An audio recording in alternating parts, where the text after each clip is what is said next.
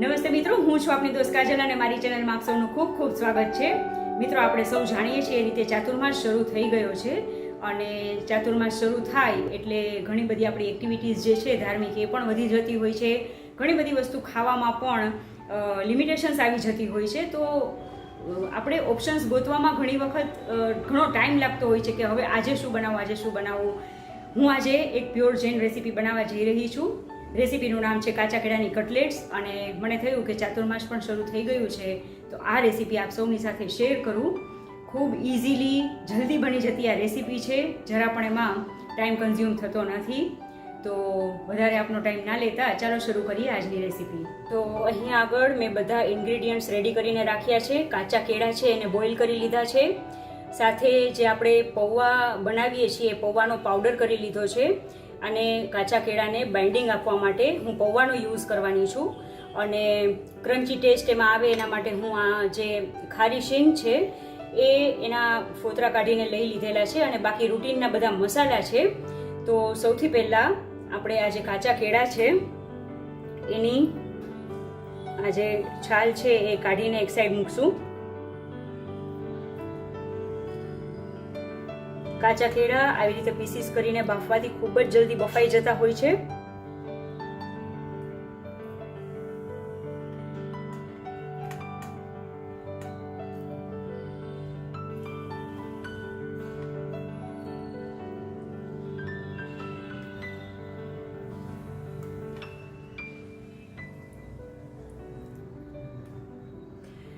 તો આ રીતે બધા જ કાચા કેળાની છાલ કાઢી લીધી છે.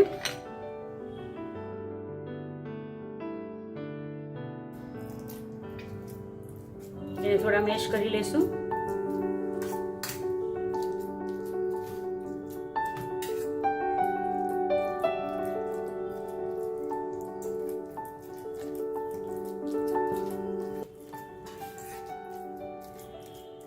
ખૂબ જ ઓછા ઇન્ગ્રેડિયન્ટથી બની જતી આ રેસીપી છે અને ટેસ્ટી પણ ખૂબ જ લાગે છે.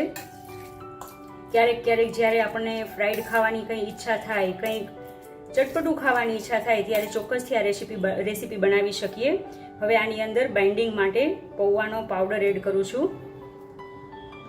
સાથે રૂટીનના થોડા મસાલા છે જેવી રીતે મરચું પાવડર, જે રીતે આપણા ઘરમાં સ્પાઇસી ખવાતું હોય એ રીતે, થોડું ધાણા જીરું પાવડર,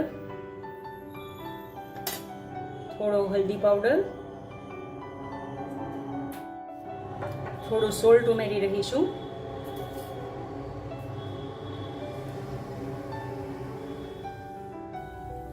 અને થોડો ગરમ મસાલો.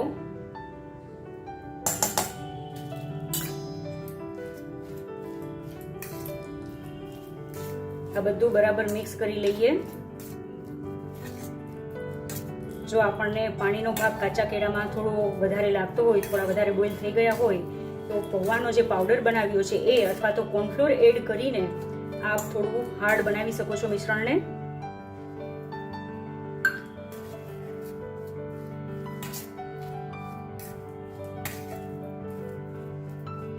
કટલેટ્સ પ્રોપર શેપ એનો આવે એટલો એવો એનો ડો પ્રિપેર કરવાનો છે. હાથેથી હવે મિક્સ કરીએ.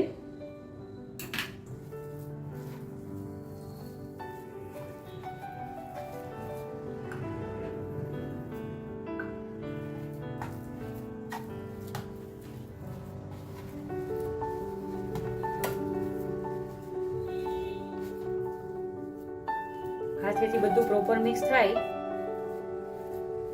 પછી એક વખત ચેક કરી લઈએ કે કોઈ વસ્તુ વધતી કે ઘટતી નથી ને, જોઈ લઈએ.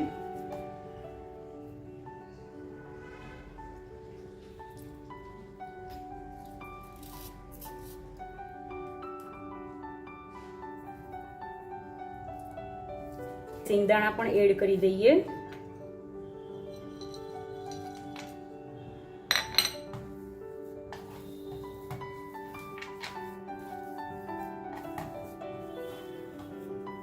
હવે આ મિશ્રણ રેડી થઈ ગયું છે. એની કટલેટ્સ બનાવી લઈએ. આપ કોઈ પણ શેપમાં બનાવી શકો છો. હું અત્યારે રાઉન્ડ કટલેટ્સ બનાવી રહી છું.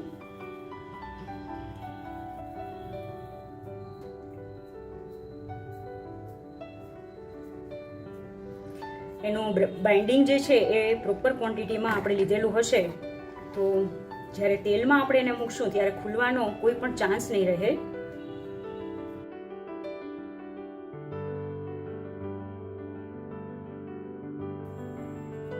જૈન રેસિપીઝમાં મસાલા જે છે એની કમાલ છે, એની સાથે ખવાતી ચટનીઝ જે છે એની કમાલ છે. એનાથી જ એ રેસિપીનો ટેસ્ટ એટલો સરસ આવે છે કે આપણે જે વસ્તુઓ જૈનમાં નથી યુઝ થતી એને ક્યારેય પણ મિસ નથી કરતા.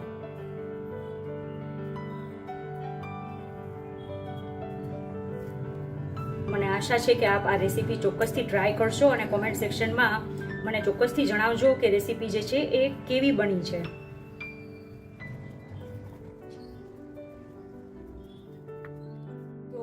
આ બધી કટલેટ્સ જે છે એ રેડી થઈ ગઈ છે. હવે એને ફ્રાય કરવાનો ટાઈમ છે. ઓલરેડી મેં તેલ જે છે એ ગરમ કરવા મૂકી જ દીધું હતું. તેલ આવી ગયું છે. હવે એને ફ્રાય કરી લઈએ. જોઈ રહ્યા છો એ રીતે એક સાઈડ મેં ચા મૂકી દીધો છે કારણ કે આ કટલેટ્સ જે છે એ મારા ઘરમાં ચા સાથે ખવાય છે. અને હવે આ તળવા માટે મૂકીએ. એને પહેલાં પલટાવવાની કોઈ જ ઉતાવળ કરવાની નથી. એને થોડું ફ્રાય થવા દઈએ, થોડું એનું જે ટેક્સચર છે એને પાકવા દઈએ, હાર્ડ થવા દઈએ, પછી એને ઉથલાવશું.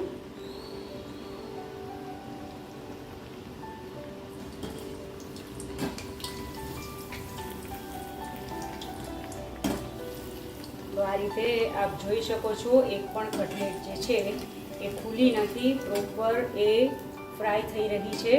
જો આપણું બાઇન્ડિંગ પ્રોપર હશે, બાઇન્ડિંગ તરીકે તમે કોર્નફ્લોર લો કે પૌવાનો પાવડર લો, પણ જો એ પ્રોપર ક્વોન્ટિટીમાં એને પ્રોપર રેશિયોમાં લીધેલું હશે તો ક્યારેય પણ કટલેટ્સને ખુલવાનો પેલો પ્રોબ્લેમ નહીં આવે. બંને સાઈડથી પ્રોપર બ્રાઉન કરી લેશું.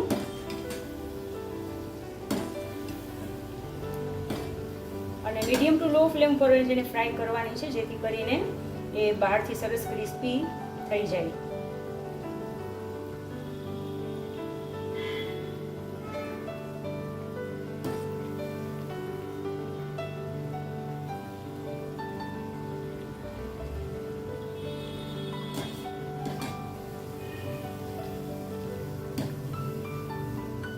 એક બે વખત પલટાવીને સરસ બંને સાઈડથી એને બ્રાઉન થવા દઈએ. તો મિત્રો આ રીતે આ ટાઈપની જે રેસિપીસ છે ક્યારેક ક્યારેક આપણે કોઈ ગેસ્ટ આવવાના હોય તો બપોરે જમવામાં અને સાંજે ચાની સાથે ખાવામાં પણ આ સારી રહે છે.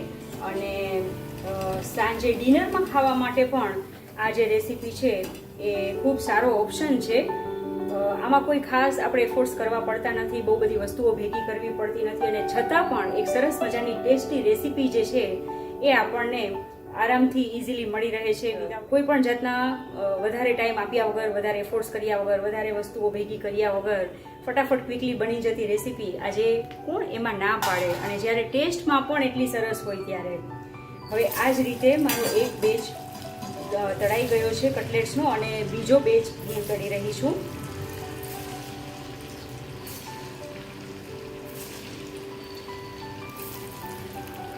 ચાતુર્માસમાં આપણી ધાર્મિક પ્રવૃત્તિઓ જે છે એ પણ વધી જતી હોય છે.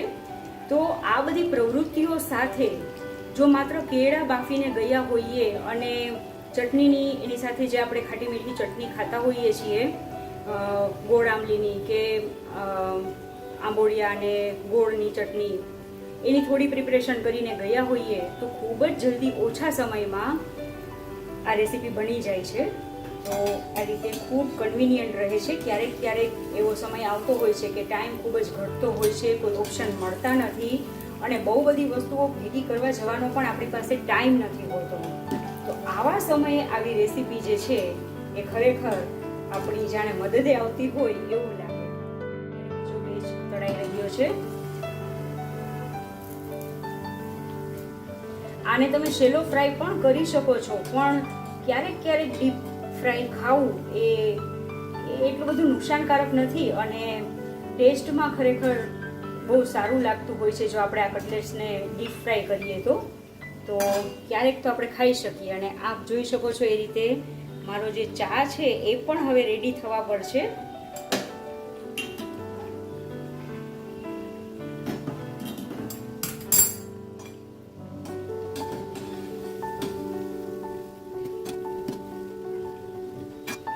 આની સાથે જે ગોળ આમલીની ચટણી છે ઓલરેડી મેં પ્રિપેર કરી જ રાખી હતી.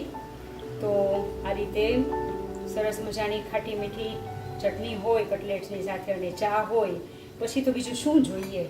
તો મિત્રો આપ જોઈ રહ્યા છો એ રીતે આ કટલેટ્સ જે છે બંને બાજુથી સરસ મજાની બ્રાઉન થઈ ગઈ છે, પ્રોપર તળાઈ ગઈ છે.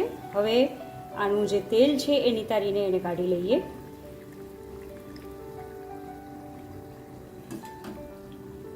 તો આ રેડી છે મારી કટલેટ્સ, ચા અને ખાટી મીઠી ચટણી.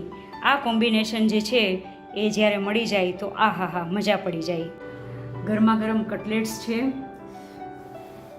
ખાવાની ખરેખર ખૂબ જ મજા પડે. ચટણીમાં ડીપ કરીને ટેસ્ટ કરીએ.